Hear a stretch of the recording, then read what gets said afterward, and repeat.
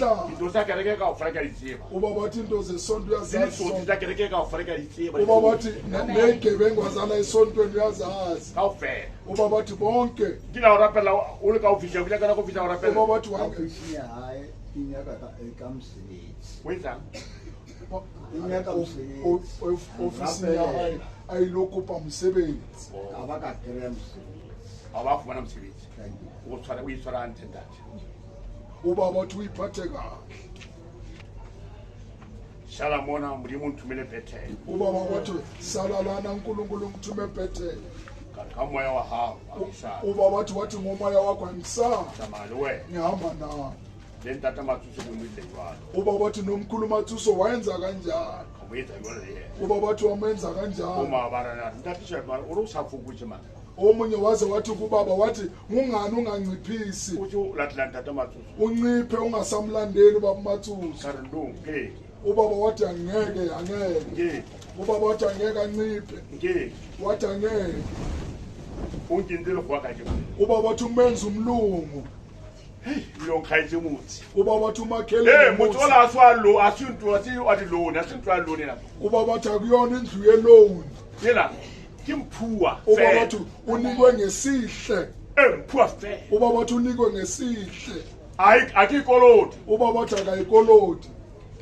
akikoloti ubaba wathi akayikoloti ke hayetse mahala ubaba wathi wakhelwa ngesihle abaye mama munyango ayona ntata mathu wamama emnyango wayo umkhulu Mathuso ari ntata masangu le ke haye ntata ko haye tsona kena umkhulu Masango Mathuso wathi umkhulu Masango layele ari ke ka bakalaro o bone ntata masangu we umkhulu Mathuso wathi kubaba wathi munye ukuthi ubone umkhulu Masango bone ntata masangu le mme ubone umkhulu Masango nogogo mama Masango awu le nna ke ditse ntata mathu umpone nami ngubaba Mathuso ngibonile nna le ntata ba le mme mina nomama bipokolo tswa ntata tshibabo kena wathi ngokusithoba kwakho baba Chipape ngeke utlo mongwe ko morago wa feila ko morago a kena le nna tlo kena ubaba wathi lalela omunye ubaba wathi makangene nathi sizongena a ka kena ubaba wathi angangena yena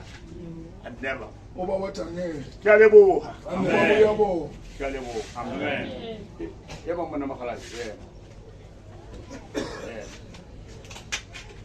masimelo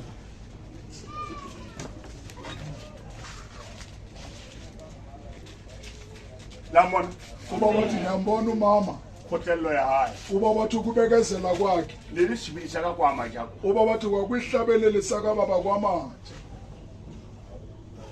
kuyama moriri wa kwa majako ara munyai kamama Ramunyana le khwele ya ubaba wathi le sibi kwihlabelele saka kwihlabelele sakababa tatena o tla go sioni ubaba wathi ubaba ubuye esontweni ya lesiwo engnas yaka St Engenazi arja munyaka wathi ka ngiyamfuna banyadisa ubaba wathi siba wabanye ba banye ubaba wathi nange bile ba baganyile so fala ba le futhi bayaguga bababili